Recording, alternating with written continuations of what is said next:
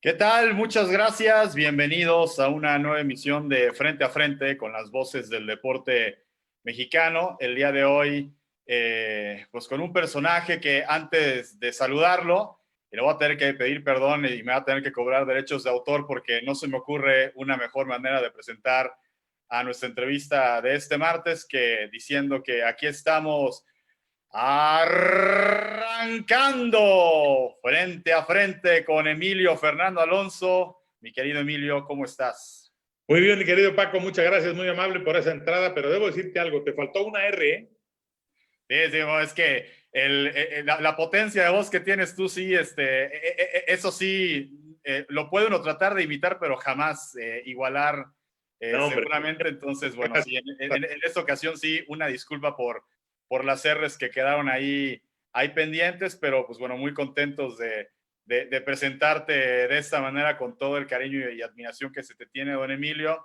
Primero que nada, preguntarte, porque la semana pasada, el jueves, tuvimos entrevista con don Fernando Von Rossum, y la gente en redes sociales, además de la estima, del cariño que le tienen, me llamaron la atención diciéndome, no le hables de tú, háblale de usted. Entonces, de una vez aclarando, Emilio, pues con la confianza, Háblame, la quieras, amistad hombre, que somos. tenemos, una disculpa a tus seguidores que nos estén viendo si se me sale hablarle de tú al buen Emilio Fernando Alonso. No, hombre, así está perfecto, mi querido Paco, somos de la misma edad o a lo mejor yo un poco mayor que tú, pero no hay ningún problema, hombre. Es correcto, de la misma edad prácticamente. Oye, Emilio, pues primero que nada preguntarte, ¿cómo has vivido estos meses de confinamiento a los que nos hemos visto obligados a estar todos inmersos, pues ya no como gremio del periodismo deportivo, no solamente como habitantes de una ciudad, sino pues como una humanidad, ¿no? Hemos estado encerrados estos meses. ¿Tú cómo los has vivido? Pues en lo que cabe, con tranquilidad, Paco, en casa, siguiendo los lineamientos que han dictado las autoridades sanitarias de nuestro país, tratando de evitar riesgos en lo máximo posible, saliendo. Yo no salgo de casa absolutamente para nada, ¿eh? La única que sale es Patti, mi señora, a hacer cosas que se tienen que hacer urgentes, pero por lo demás todo el tiempo estamos recluidos en casa, ¿no? Guardando el confinamiento, pero aprovechando el tiempo, la verdad yo soy muy paciente y soy muy tranquilo. No hay mejor compañero para este momento que un buen libro. He leído 6 libros en este tiempo que hemos estado confinados y a mí me encanta mucho la lectura, a mi mujer también, entonces no hay ningún problema, ¿no? En ese sentido, sabemos que lo más importante es conservar la salud. Yo soy más vulnerable, según he escuchado a doctores especialistas, porque tuve un derrame cerebral, porque además soy hipertenso y porque además estoy a punto de llegar al 6º piso, mi querido Paco, entonces hay que tener mucho cuidado y lo estamos haciendo. Entonces, hasta cierto punto, digo, con preocupación, desde luego, por lo que está sucediendo en el mundo y por lo que puede llegar a pasar si cometes algún error de cálculo, ¿no? Pero por lo demás, bien, en casa, tranquilo. La empresa para la cual laboro actualmente, que es ESPN, envió hace tiempo un comunicado en el sentido de que se cerraban los trabajos hasta nuevo aviso. Y en eso estamos, ¿no? Esperando que se dé luz verde para volver a la actividad. Se reúnen las ligas en Europa y la actividad en el balompié mexicano también, si es que se da eso, para regresar cuando ellos lo dispongan, ¿no? Y mientras tanto, cuidándonos, ¿no? Como debe de ser. Sí, totalmente de acuerdo. Es pues ya hábitos que hemos adquirido desde esa trinchera. Oye, Emilio, pues bueno, si algo a ti como cronista deportivo te caracterizó y es algo que reconoce mucho la gente, es que pues tú, además de narrar siempre lo que ha pasado, el gol, la jugada, el buen desempeño de un equipo u otro, son estos datos culturales que enriquecen ahora sí que el conocimiento de una persona, ¿no? Esto de, por ejemplo, cuando narraba los partidos del Morelia, hablando del estadio que está al pie del Cerro del Quinceo, cuando es este tema del himno nacional mexicano, hablar del tema de Francisco González Bocanegra y Jaime Nuno. Todo este estilo, ¿cómo fue que se te ocurrió irlo forjando? ¿Qué fue lo que te invitó a dar estos aportes culturales que nutren mucho, por supuesto, y hacen deliciosa una crónica tuya en un partido de fútbol? Mi querido Paco, yo tuve la fortuna de nacer en una casa donde había un cronista deportivo, mi padre, don Fernando Alonso Avilés, que en paz descanse, y él era un ávido lector también. Yo lo recuerdo mucho, había adaptado el garage donde se guardaban los autos de tu casa allá en Iguala de la Independencia como una oficina. Había un escritorio, tenía una biblioteca con bastantes libros y yo lo veía siempre leyendo, siempre preparándose para sus partidos, para sus transmisiones. Y él había sido un hombre que le gustaba mucho leer y había tenido la fortuna de viajar también mucho por cuestiones de su trabajo. Entonces, dependiendo del partido que él fuera, él se preparaba con algunos temas para darlos durante el partido.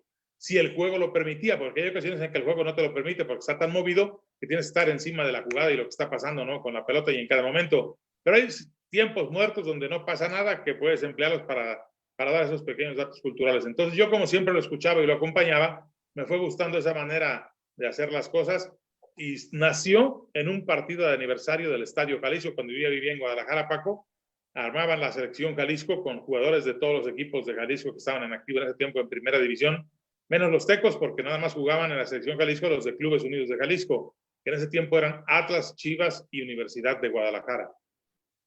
Y entonces trajeron a la selección de Bulgaria al Jalisco en un partido que fue en enero, porque el Estadio Jalisco cumplía años en el mes de enero.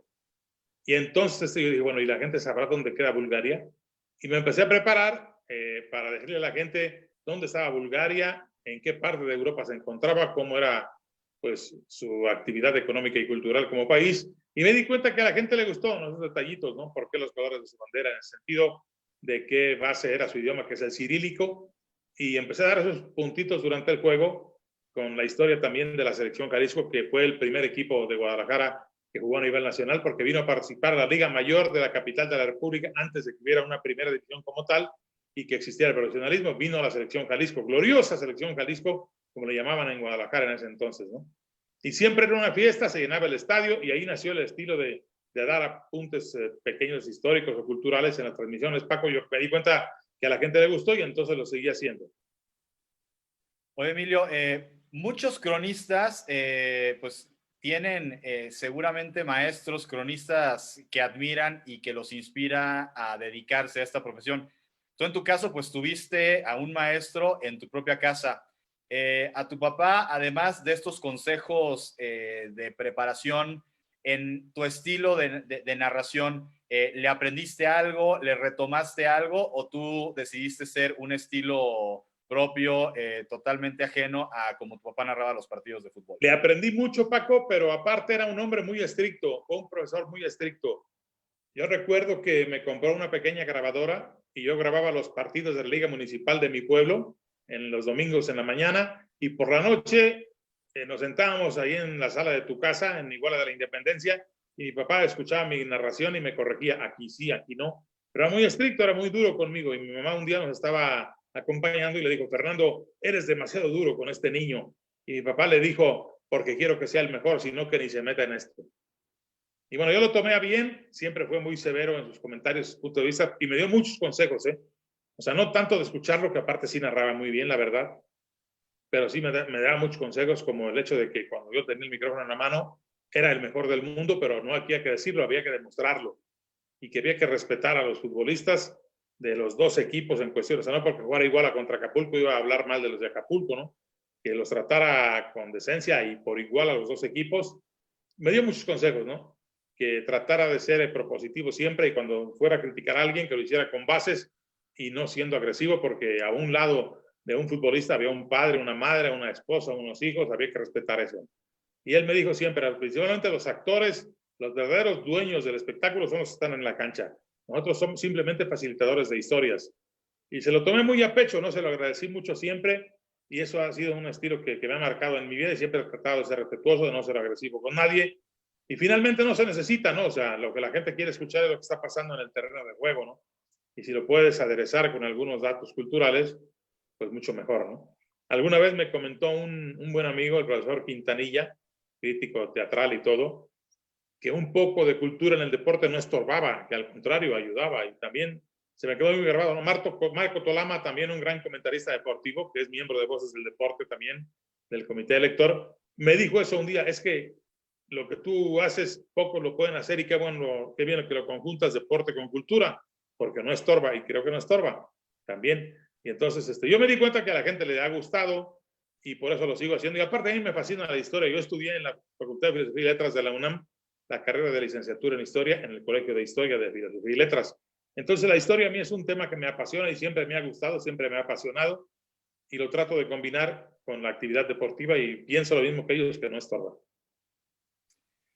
Oye, Emilio, bueno, dos temas. Primero, alguna vez hace un par de años, cuando te tocó ser reconocido en 2018 en la entrevista que te hicimos de Voces del Deporte Mexicano, nos platicaste una anécdota de cómo tú a los 14 años, que espero no equivocarme con el tema de la edad, te ibas a los campos de ahí de Iguala y con una grabadora te ponías tú a grabar lo que pasaba en partidos pues, que eran de ligas locales, ligas llaneras quizá.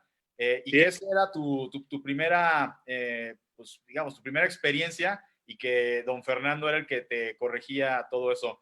¿Qué hacía la gente cuando te veían ahí sentado junto a la cancha con tu grabadora narrando lo que estaba Seguramente primero pensaron que estaba loco, ¿no? Pero respetaban, o sea, se ven que mi padre se dedicaba a eso y la gente finalmente entendía que yo estaba haciendo un trabajo, ¿no? Yo el primer partido que narré a nivel amateur, claro, tenía 12 años, Paco. Iba en primero de secundaria cuando debuté en un campeonato estatal de fútbol de mi estado, de Guerrero, que mi papá transmitía todos los años en el mes de octubre.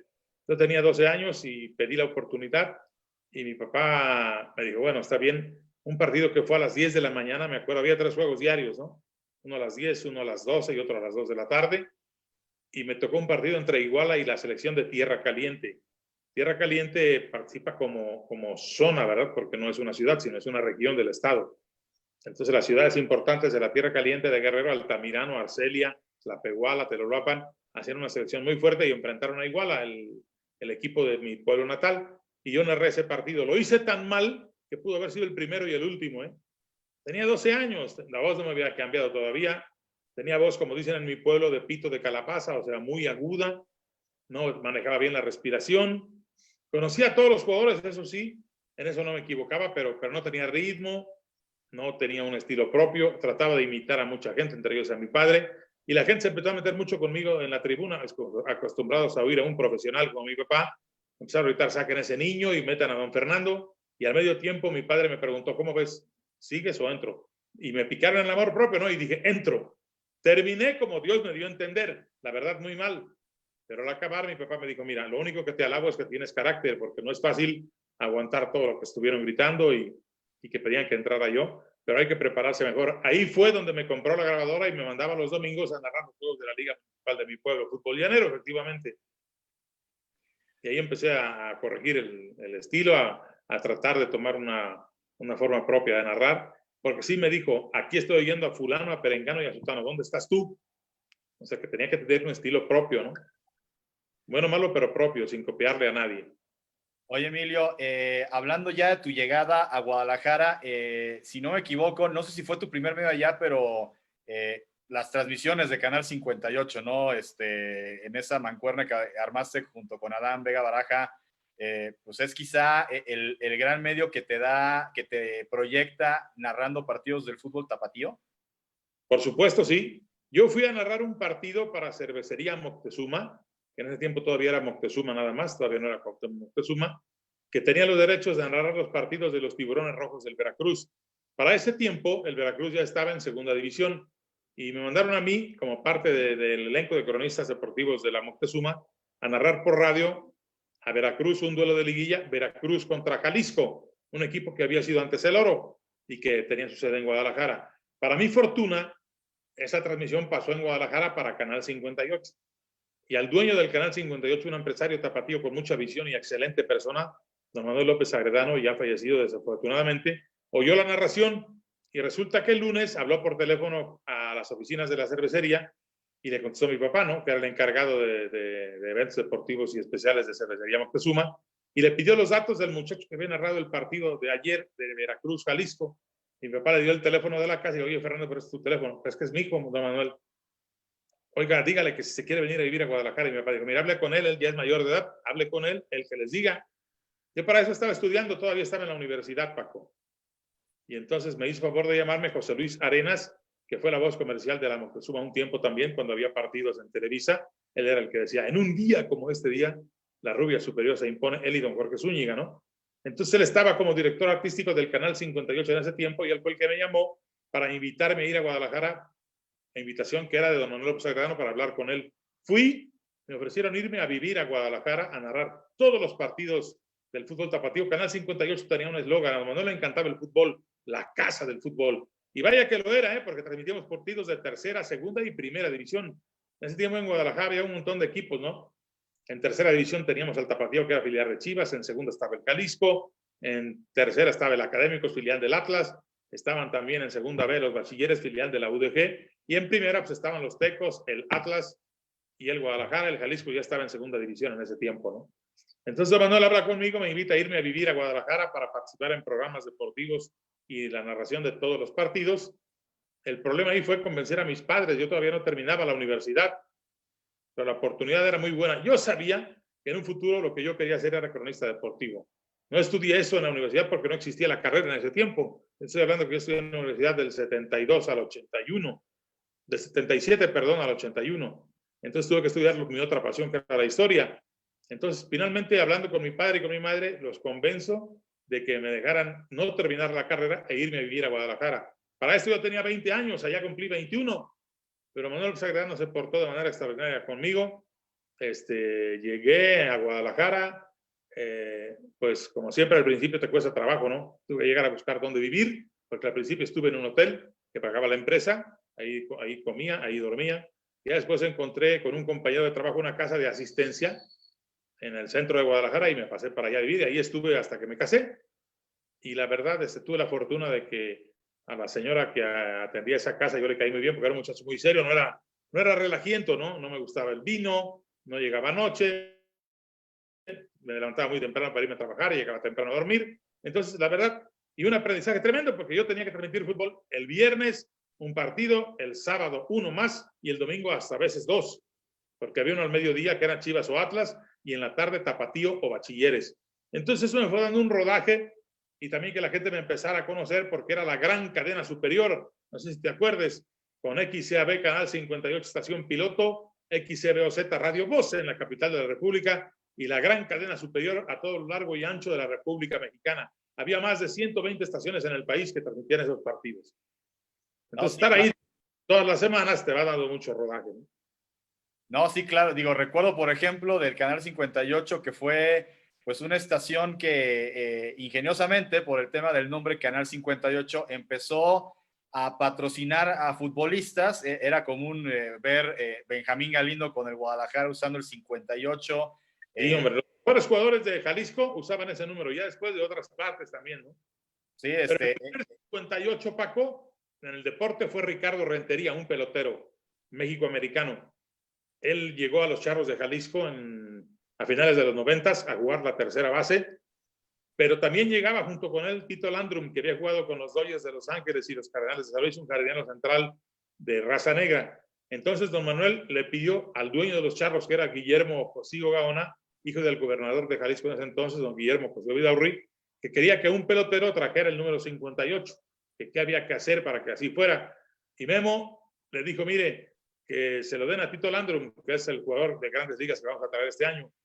El detalle fue que yo estaba ahí y don Manuel me preguntó que qué opinaba yo. Sinceramente, yo le dije, mire señor, el mejor pelotero que van a tener los Charros este año se llama Ricardo Rentería. Y él va a estar en tercera base, la gente lo va a estar viendo siempre, no solamente cuando venga a batear, porque Landrum en el jardín va a estar lejísimos de la tribuna central, no más lo van a ver el número cuando venga a batear. A Manuel le pareció bien la idea y le dijo, Memo, que sea Rentería, ¿te parece? Hablen con él. Se habló con él. No pidió nada a Ricardo más que un aparato universal de pesas para el equipo. Don Manuel le dio la mano y dijo, cuenta con ello. Lo trajeron de Estados Unidos. Tenía una hija, don Manuel, en ese tiempo que vivía por allá, Verónica, Becky López Lomelí. Se lo pidió, lo mandaron. Al tercer día ya estaba en Guadalajara, así de rápido, y se selló con un apretón de manos el primer 58 del deporte en la historia, que fue Ricardo Rentería. Y los Charros tuvieron su aparato universal de pesas en el dugout. Pues fíjese, todos los días, Emilio, se aprende algo nuevo porque sí, lo del béisbol, esa parte no me la sabía. Sí me acuerdo de Borghetti con el Atlas, de Benjamín Galindo con Chivas. Donizetti con Tecos. Donizetti, sí, Darío Franco creo que lo tuvo con el Atlas también. Pero sí, no me sabía esta historia que en béisbol también habían utilizado. Él fue el primer número 58, y es que era el número del dial del radio, era el 580. Primero, cuando nació esa estación de radio, que pertenecía a un señor que se llamó Alfredo Vázquez. Era Radio Catedral porque estaba muy cerca del centro de la Catedral de Guadalajara. Cuando ya lo adquiere don Manuel López Díaz, el papá de don Manuel López Agredano, a él se le ocurre cambiarle el nombre y le pone Canal 58 porque estaba justamente en el dial número 580, ¿no? En el 58 del radio. De hecho, mucha gente pensaba que era canal de televisión y no, siempre fue estación radiofónica el Canal 58. Pero tenía una gran potencia, se oía en 9 estados de la República Mexicana y se escuchaba hasta en los Estados Unidos, en las zonas de la frontera, ¿no? En San Antonio, El Paso, Texas, tanto que se quejó la Cámara de Comercio México-Americana que había que rebajarle watts a la estación porque los empresarios mexicanos del otro lado se anunciaban ahí en lugar de en las estaciones de los Estados Unidos, porque tenía mucha penetración a la gente que le gustaba el fútbol y que quería estar en contacto con su tierra, en este caso Jalisco o México, oían más del Canal 58 que se escuchaba ahí como de casa a las estaciones de esas ciudades, ¿no? Oye, Emilio, y platícanos tu llegada a Canal 13, en su momento Univisión, posteriormente se convierte en lo que hoy conocemos como TV Azteca. ¿Cómo se da tu llegada a narrar partidos por televisión? Te platico, Paco, fue un golpe de suerte, ¿no? Yo trabajando para Canal 58 ya, pero también para Cervecería Moctezuma, narraba partidos de fútbol los fines de semana que no me tocaba estar en Guadalajara, iba yo a La Piedad, Michoacán, o a Morelia a transmitir, o a Tepic, Nayarit, para radio, y llegan a la final Pumas América, te acordarás, en 1980, 79-80 fue. Sí, y entonces que quedaron empatados y ganó el América en Querétaro un tercer juego extra. A mí me traen para narrar con mi señor padre el juego de vuelta que fue en Ciudad Universitaria, Pumas América. Habían quedado empatados a 2 goles en el primer juego en el Estadio Azteca. En ese tiempo todavía no contaba lo de gol de visitante, si no Pumas hubiera sido campeón, porque en la vuelta quedaron 0-0 y con los 2 goles de visita Pumas hubiera sido el campeón, pero todavía en ese tiempo había que ganar en el global. De hecho, el ingeniero Guillermo Aguilar Álvarez, que era presidente de Pumas, hizo una comida en su casa en la colonia Florida de la Ciudad de México, porque tenía la certeza que iban a ser campeones. Fue el rector de la Universidad Nacional Autónoma de México, que en ese tiempo era el doctor Jorge Carpizo MacGregor, e invitaron a periodistas que cubríamos a Pumas normalmente, ¿no? Estaba José Ramón Fernández, que narraba los juegos para el Canal 13, estaba mi papá y don Gustavo Armando Calderón, que narraban los juegos de radio para Pumas, y yo también, que empezaba a narrar ya y hacía cancha con ellos, también fui invitado a esa comida. Y en esa comida coincidió que estando en la misma mesa que Carlos Albert y José Ramón Fernández del Canal 13, yo le pedí oportunidad a José Ramón, ellos ya narraban juegos de Guadalajara y no tenían ningún trabajador del Canal 13 en ese tiempo en Guadalajara, entonces yo le pedí la oportunidad de narrar para ellos allá, y lo primero que me dijo, pero tú estás en Televisa.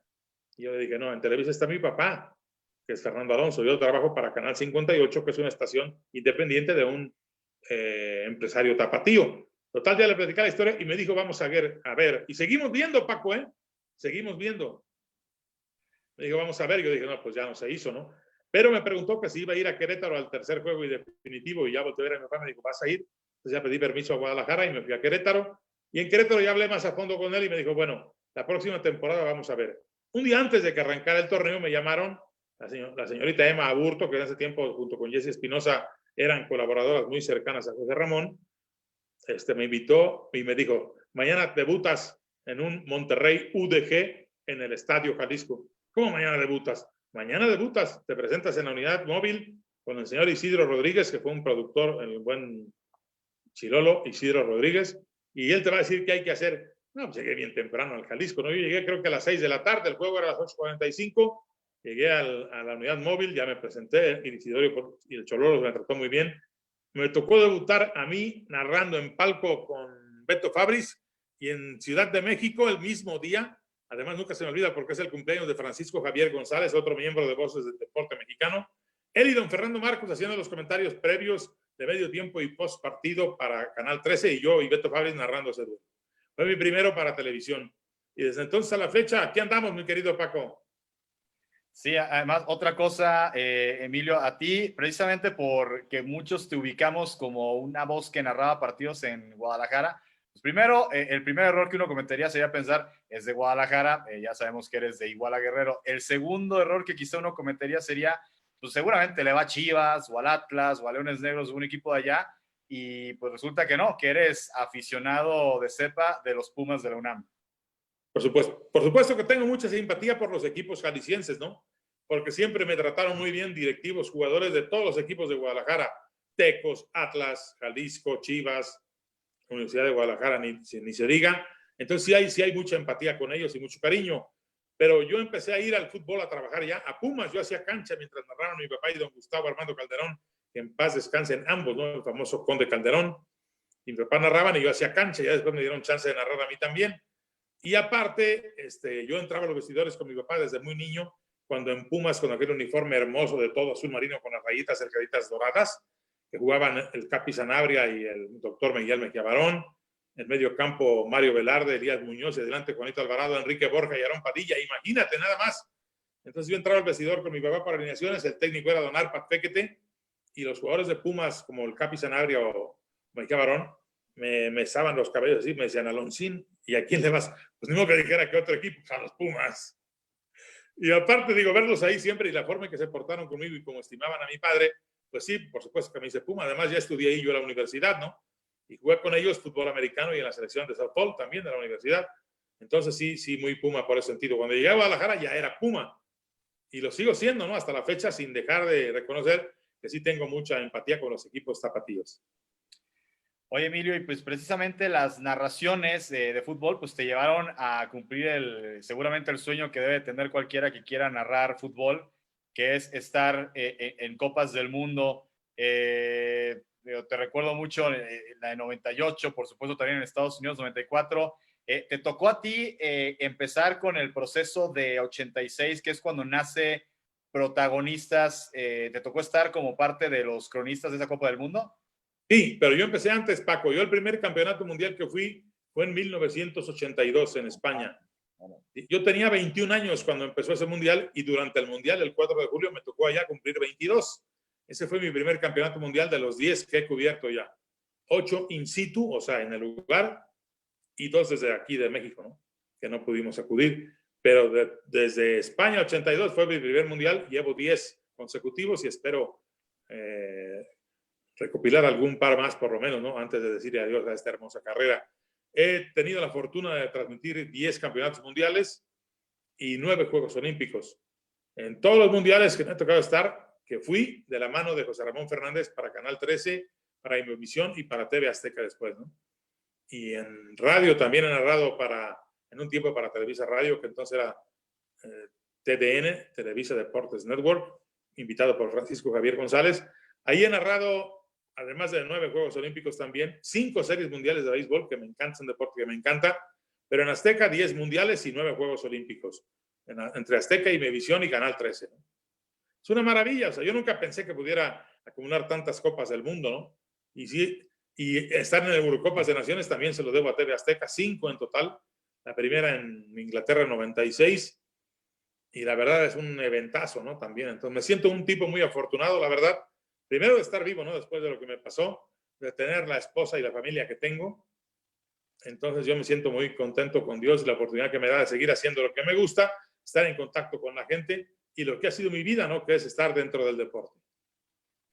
Emilio, precisamente ya que tocas ese tema, a ti el derrame que te da, pues que lo que estuvo en juego antes que tu carrera como cronista, pues fue tu vida lo que estuvo en juego. ¿Cómo fue el proceso de que te dio esta embolia, que te recuperas hasta llegar a narrar otra vez? ¿Te esperabas que iba a volver a pasar esto? ¿Hubo momentos en que creías que no ibas a volver a estar frente a un micrófono? ¿Cómo fue todo este proceso? Mira, fue un proceso difícil, Paco, pero tuve la fortuna, y la tengo, de tener a mi lado a mi esposa Patricia Pineda Murguía de Alonso. Ella es psicóloga de profesión y fue una gran deportista también. Ella jugó básquetbol toda su vida, incluso fue miembro de la selección mexicana femenil de básquetbol. Muy jovencita la llamaron, tenía 17 años apenas, pero ella es una muchacha, era una muchacha muy alta para los estándares de Guerrero, son 80, es muy alta, ¿no? Y para el básquetbol mexicano también era una mujer de buena estatura, además era canastera, o sea, jugaba muy bien, y gustándole el deporte y siendo psicóloga, a mí me ayudó mucho. Cuando yo me deprimí mucho después del derrame, porque sí me deprimí mucho, si no hubiera sido por ella, me hubiera ido a pique, ¿no? O sea, no hubiera salido. Y ella me decía siempre, visualízate, Si quieres volver a narrar, tienes que practicar. Contrató a una terapeuta de lenguaje, que le estamos eternamente agradecidos. Le voy a dar el crédito porque se lo merece. La doctora Mari Carmen Cores Maza, a quien los médicos especialistas del INR, cuando llegué al Instituto Nacional de Rehabilitación, le dijeron que no tomara mi caso porque era muy difícil, que no había forma, que no volvería ni a caminar ni a hablar y que iba a ser el primer gran fracaso de su carrera. Pero ella, al ver el entusiasmo de Patti y las ganas que le poníamos en las terapias, dijo, no, pues vamos a salir adelante. Y salimos adelante, gracias a Dios, con el apoyo de ella también, que tiene su lugar, por supuesto, siempre en nuestro corazón, ¿no? Del doctor Mario Alonso Vanegas, un excelente médico cirujano mexicano, que es, la verdad, una eminencia, que fue el que me operó y al que también estamos eternamente agradecidos. Y de tanta gente, ¿no? Terapeutas, gente muy exigente, me exigían mucho, me exigían muchísimo porque hubo alguno que me dijo, no porque salgas en la tele no vas a hacer las cosas. Yo ni mencionaba que yo salía en la tele, ¿no? Yo llegaba a hacer mi trabajo, pero no me tomaba como ejemplo para que los demás entendieran, que te lo digo, Chana, para que lo entiendas, Juana. Y sí, fue un proceso muy difícil porque un momento, pues, sí te sientes mal. Yo era un tipo súper independiente, hacía mucho deporte, que eso fue lo que me ayudó también a tener una buena base física. Y de repente estar postrado en una silla de ruedas, 2 años estuve en silla de ruedas, que no podía caminar. Sí, mentalmente me pegó muy fuerte, pero tuve la fortuna, te digo, de tener a Pati a mi lado, que todos los días me hablaba mucho, me daba mucha confianza de que íbamos a salir adelante. Las terapeutas, a todos les estoy muy agradecido, a todos sin igual, a la doctora Cores en especial, la de lenguaje, que es fantástica. Yo le digo a mi Nicole Kidman, mexicano, que es una muchacha muy guapa, hija de españoles, rubia, de ojos azules y excelente en su ramo, ¿no? Tuve la fortuna de estar rodeado de gente muy buena, entonces aquí estamos, mi querido Paco, afortunadamente. Oye, Emilio, tú que eres un apasionado de la historia, pues ahora sí que hablando precisamente de tu historia en 10 Copas del Mundo, para ti, de lo que te ha tocado, ya sea narrar o bien vivir dentro de una Copa del Mundo, ¿cuál es tu historia favorita de esos 10 mundiales que has estado? Mira, mi historia, una tiene un lugar muy especial, que fue la primera, ¿no? En España, 82. Además, yo soy nieto de españoles, no sé si sabías. El papá de mi papá y el papá de mi mamá habían nacido en España. Uno asturiano, el de mi padre, Alonso, imagínate, asturiano, y el otro cántabro, Rubín, mi abuelo Manuel, el papá de mi mamá. Entonces yo fui muy ilusionado al Mundial de España porque al terminar el Mundial me quedé en España para conocer a la parentela. Fui a Asturias y fui a Cantabria. Estuve un par de semanas ahí, una en Asturias, una en Cantabria, conociendo a los primos de mis papás, a los primos míos, y la pasé muy bien. Ese se quedó marcado mucho en mí por ese detalle, ¿no? Sentimental. Y el otro en Francia 98 porque me tocó estar en la gran actuación de la selección aquella mexicana que dirigía Manolo Lapuente. Me tocó narrar el juego que se le ganó a Corea del Sur, cuando Cuauhtémoc Blanco se sacó de la chistera aquella jugada que lo marcaban 2 coreanos, recordarás, y tomó la pelota entre sus piernas, brincó en medio de ellos y salió adelante. Los goles de Peláez, los goles de Luis Hernández y la gran actuación en general de esa selección, hasta que perdió México contra Alemania en Montpellier, en el estadio de la Monzón, también lo narré. Entonces, ese mundial también me encantó. Pero estar en Italia 90 fue una cosa impresionante, ¿eh?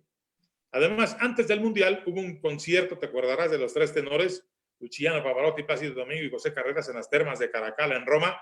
Y yo tuve la fortuna de estar ahí, porque hubo boletos para las televisoras internacionales, y Jesse Espinosa, que fungía como team leader de nosotros en ese mundial, porque José Ramón no fue porque lo había vetado la FIFA, ¿te acordarás? O bien vetado Albert, y José Ramón,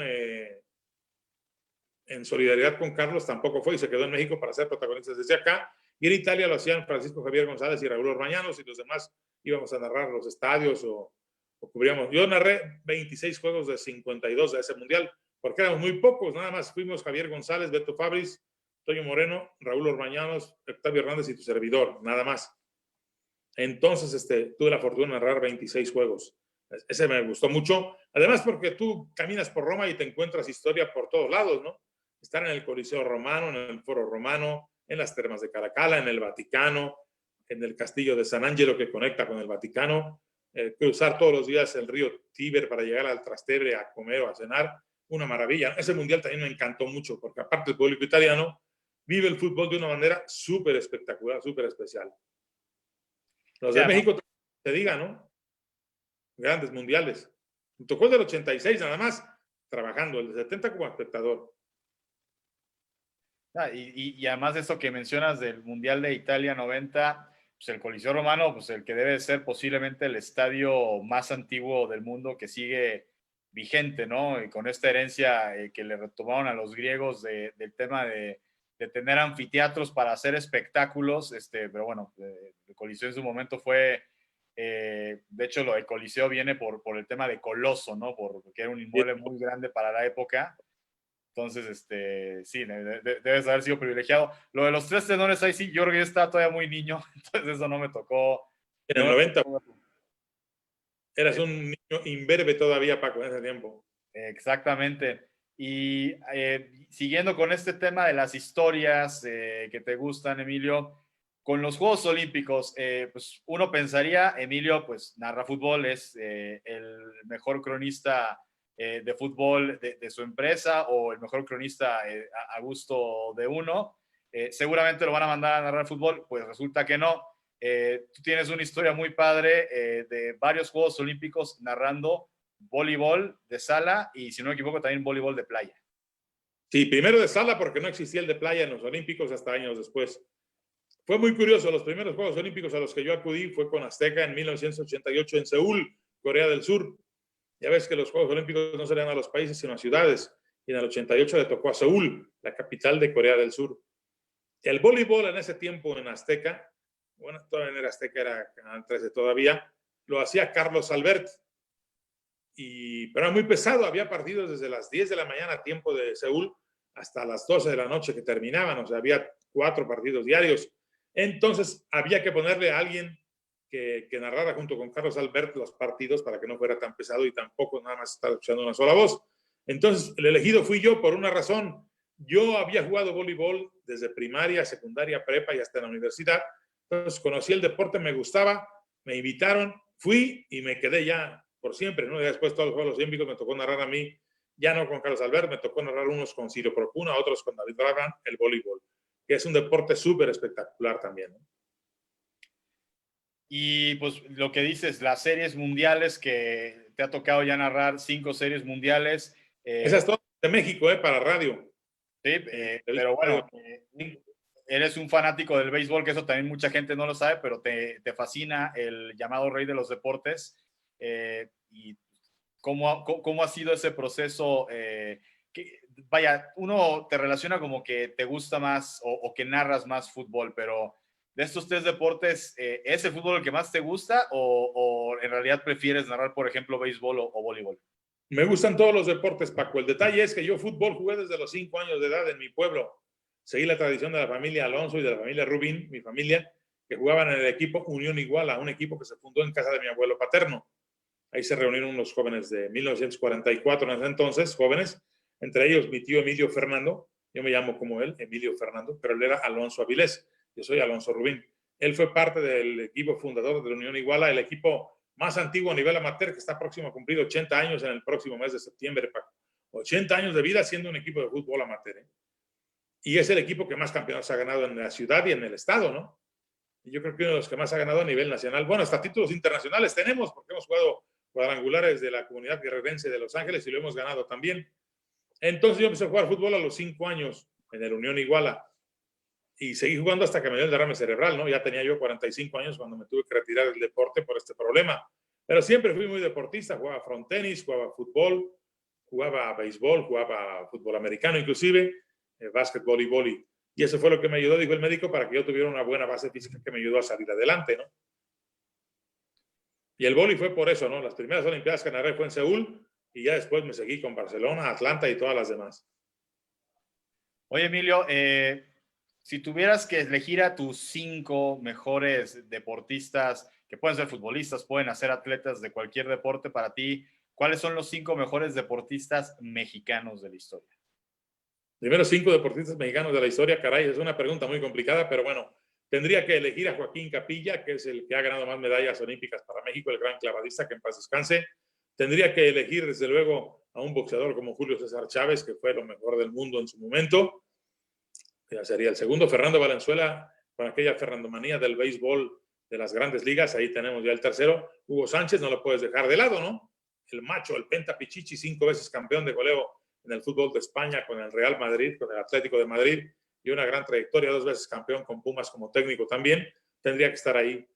Y si me falta uno, pues yo tendría que nombrar también como un gran atleta mexicano, Pues qué difícil está, pero bueno, Salvador Sánchez, el boxeador, el otro boxeador que también fue muy bueno, ¿no?, en su momento. Para mí esos serían los 5 mejores deportistas de la historia. Manuel Raga de básquetbol, perdón, lo estaba olvidando, que fue figura con el Ignis de Varese de Italia, campeón de Europa con ese equipo italiano, y que estuvo así de jugar en la NBA. Él no quiso jugar en la NBA porque si jugaba la NBA, es decir, ya profesionalmente, no podría competir por México ni en Panamericanos ni en Olímpicos, entonces prefirió irse a jugar al básquetbol europeo y ahí no había problema que pudiera representar a tu país. También era un grande del básquetbol mexicano, Manuel Raga. A nivel internacional, tus 5 nivel mejores. internacional, por supuesto, Mohamed Ali, ¿no?, el gran boxeador, que en paz descanse. Tendría que nombrar a Pelé, el futbolista, a Johan Cruyff, a Franz Beckenbauer, a Alfredo Di Stéfano. Ahí tengo como 10, ¿verdad? Pero Mohamed Ali, Pelé, por supuesto, Ayrton Senna da Silva, el gran piloto brasileño de Fórmula 1, Alan Prost también, Juan Manuel Fangio, el primer pentacampeón de automovilismo deportivo en la historia, un argentino, don Juan Manuel Fangio también, desde luego. A mí me gustan mucho todos los deportes, ¿no? Entonces, en las carreras, Fangio, Senna, Prost, Michael Schumacher, de los modernos, también tremendo, ¿no? Y de los mexicanos, Pedro Rodríguez y su hermano Ricardo, que en paz descansen ambos. Moisés Solana, que en su tiempo también fue un gran piloto en México y que corrió Fórmula 1 también. Entonces, la gama es grande, Paco, y la verdad, habría que buscarle. Tenemos muchos medallistas también que fueron tremendos, ¿no? Nadadores de todos los tiempos, como Michael Phelps o el Mark Spitz de Estados Unidos, también tremendos atletas, ¿no?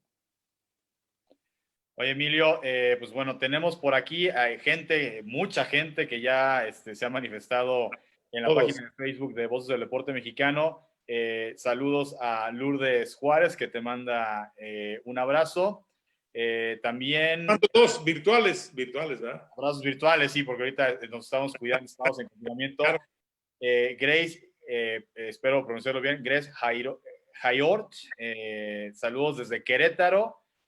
Saludos también de Julio Escalera Uriostegui.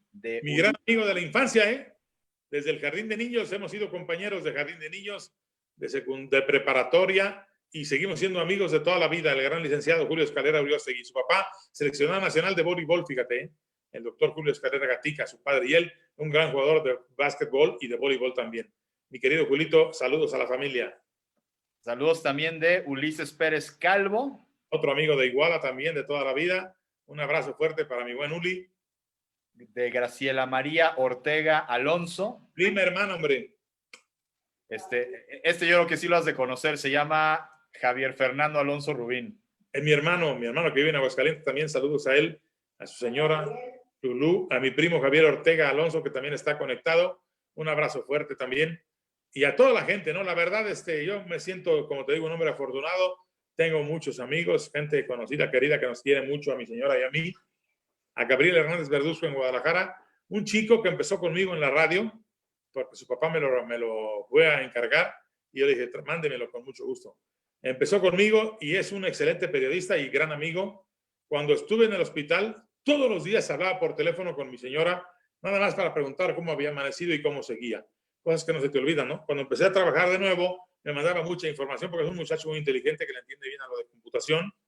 Me mandaba reportes de todos los equipos que iban a tocar narrar, y yo lo estimo muchísimo y conservamos la amistad hasta siempre, ¿no? Gabriel Hernández Verdugo. ¿Sabes cómo le apodan el Chelito? Porque es igualito al Chelito Delgado, el de Cruz Azul. Es su apodo, ¿no? De cariño, el Chelito. Al ídolo que nada más le faltó ser campeón con la máquina, como muchos otros que todavía les queda esa asignatura pendiente. Y saludos también, y sobre todo pregunta de parte de Cristian Arcos, que además de mandar saludos... Compañera de la Fonoteca Nacional. Saludos, Cristian, qué amable. Que además de mandar saludos y declararse tu fan, y de Patti, tu esposa, nos pide que nos cuentes cómo fue tu experiencia cuando hiciste el doblaje para la película animada Metegol. Maravilloso, nunca lo había hecho, ¿eh? Eso fue lo que te digo, mi querido Paco, que más vale tener buenos amigos.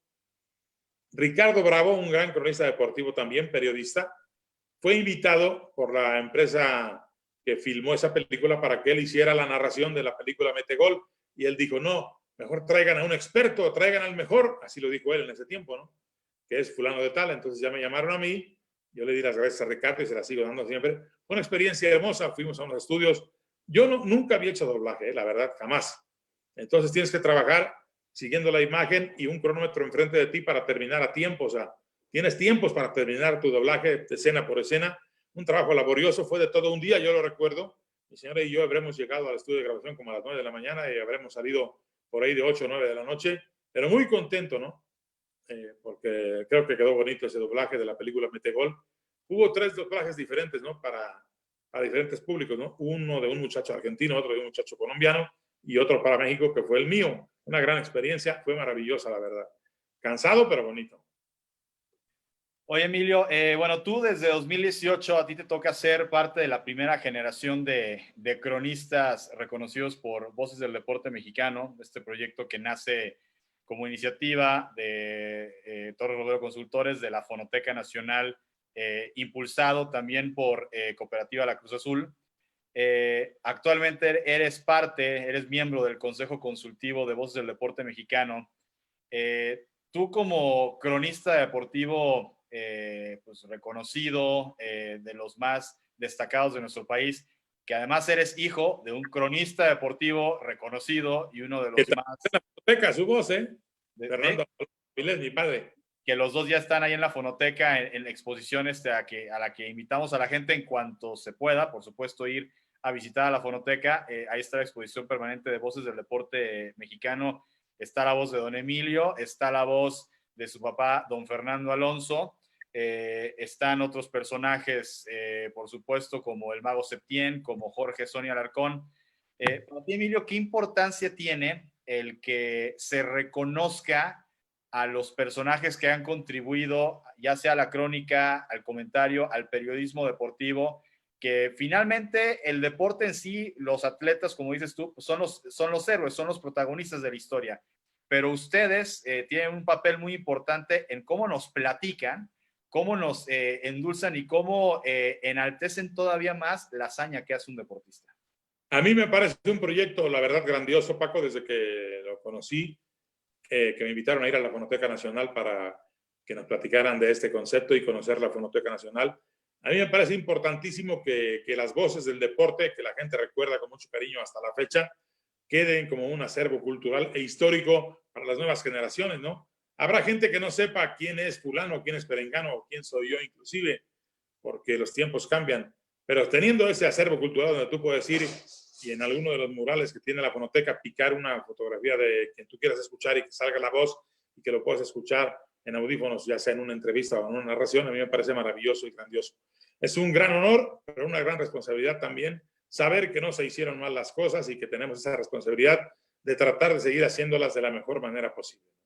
Y estar en un nicho de inmortales de esto, ¿no?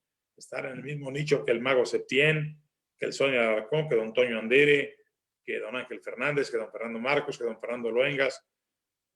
Gente tan valiosa, ¿no? Que ha pasado por los medios de comunicación en las voces del deporte. La verdad es un orgullo y una gran satisfacción. Un gran proyecto y los invito a todos a conocer. Además, la Fonoteca es un edificio maravilloso, ¿eh? Sí, la antigua casa de Octavio Paz, para quien no tiene la oportunidad de conocerlo, pues muchísimos saludos, de verdad, Emilio. Entre otros, te manda saludos. ¿Te dice algo el nombre Antonio Hurtado? Como no, gran amigo Toñito, el que da voz al personaje de Sachitito, entre muchos otros, ¿no? Un talento, una creatividad impresionante y gran amigo, mejor persona, la verdad. Por supuesto que me dice y me dice mucho. Gracias, Toño. Un abrazo, sabes que se te quiere mucho y bien. También Fer Sebastián Lepar te manda saludos. Yolo Iglesias, Laura Martínez Olivares, Javier Alonso. Amigas queridas, muy amigas de nosotros a nivel familiar, de mi señora y mías. Son igualtecas también, yogualenses, igual que nosotros.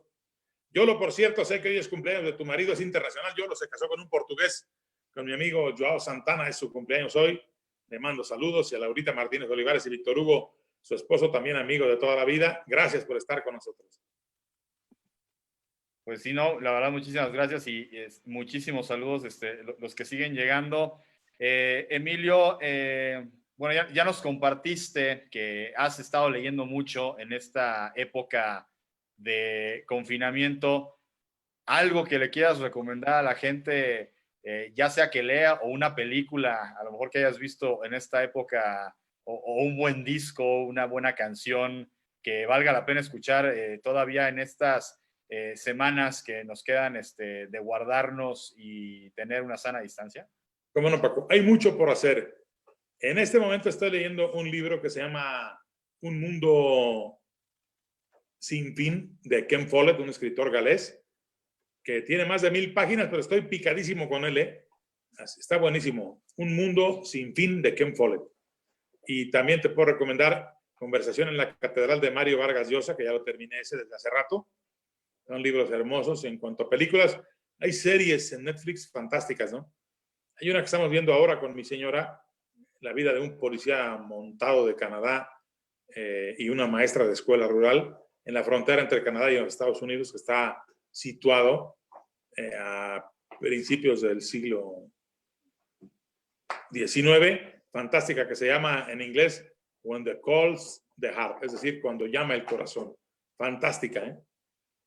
Y hay muchas maneras de pasar bien el tiempo, ¿no?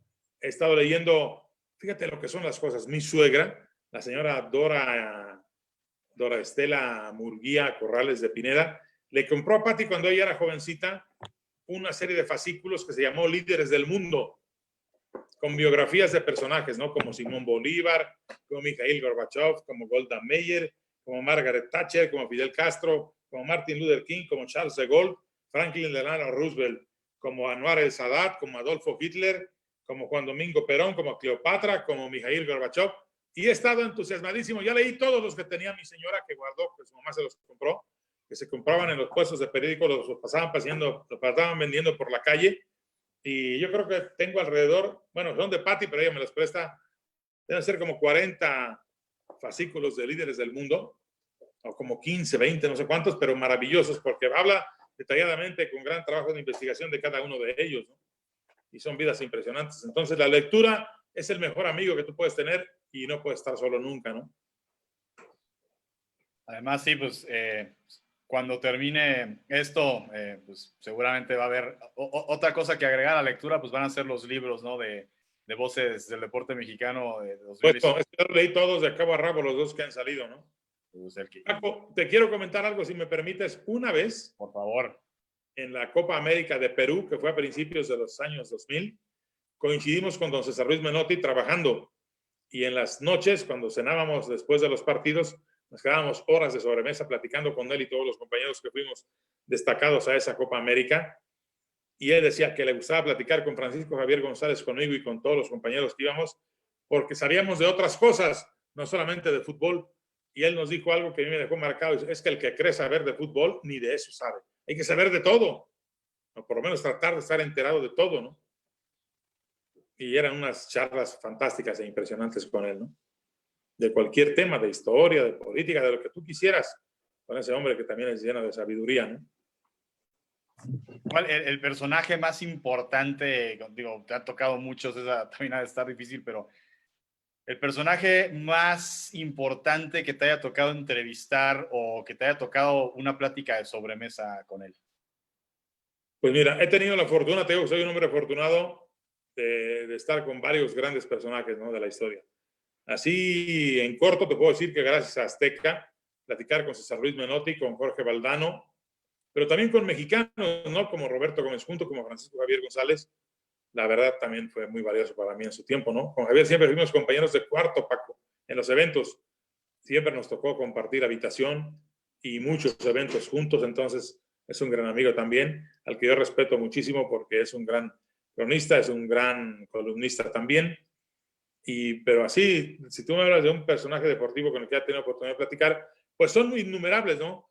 Tuve la oportunidad de entrevistar a jugadores de voleibol brasileños fantásticos, como Marcelo Negravo, que en su momento fue considerado el mejor voleibolista del mundo, o como la bellísima italiana Manuela Leggeri o Fabrizia Cacciatore, que además de ser jugadora era modelo. Fantásticas voleibolistas y mujeres muy hermosas y muy buenas personas, ¿no? Entonces, la verdad, es muy difícil eso porque he platicado con Zagallo, he platicado con Ney Blanco de Ribeira, que en paz descanse, que fue compañero de Pelé. Con O'Reilly también me tocó platicar alguna vez en cortito, cuando vino a jugar un partido amistoso con el Jalisco a Guadalajara, invitado por don Manuel Sagredano, y después del juego fuimos a cenar y yo fui invitado a esa cena, entonces estar ahí con el Rey Pelé, un tipo sencillísimo, también era impresionante, ¿no? No es difícil elegir alguno porque todos son muy importantes, ¿no? Con los que me ha tocado estar conviviendo. Oye, Emilio, pues te quiero agradecer por haber estado con nosotros en esta, pues ya son 56 minutos de plática muy enriquecedora, siempre platicar contigo, ya sea en una entrevista formal o sobre todo las mejores son las informales que son, tienen forma de sobremesa. Siempre es un deleite, la verdad. Y bueno, pues simplemente desearte a ti y a Pati lo mejor, que esto va a pasar seguramente pronto y que esos abrazos virtuales pues en no muy largo tiempo ya puedan ser abrazos presenciales. Me parece muy moral y muy decente, mi querido Paco. Muchas gracias a ti y a todos ustedes que nos acompañaron el día de hoy. Gracias y adelante con Voces del Deporte Mexicano. Muy amables. Perfecto, pues... quédate en casa. Sí, quédate en casa. Recordarles el próximo jueves, también a las 6 de la tarde, a través del Facebook Live de Voces del Deporte Mexicano, vamos a estar con Pablo Carrillo Labat, también consejero de Voces del Deporte Mexicano, y que bueno, es parte de Grupo Imagen, ha estado por supuesto también en MBS, en muchos medios de comunicación, y que además pues él viene de una familia, más bien él tiene la vena creativa por dos lados, porque es cronista del deporte y además pues tiene un lado artístico del lado de su madre, entonces seguramente va a ser también una entrevista que el papá de Pablo y de Armando Carrillo Labat. La verdad, una lagartija muy peñasqueada también, Pablo Carrillo, con mucha experiencia en esto, va a ser muy interesante, habrá que verlos. ¿A qué hora, Paco? ¿A las 6? A las 6 de la tarde, pues para que nos sigas tú, Emilio, y para que nos siga toda la gente que nos ha hecho el favor de estar con nosotros. Esposa y mío, gracias a ustedes por su cariño y a la gente también que se reportó. Muy amables, buenas tardes. Buenas tardes, esto fue Frente a Frente con las Voces del Deporte Mexicano el día de hoy con don Emilio Fernando Alonso. Muchas gracias y nos vemos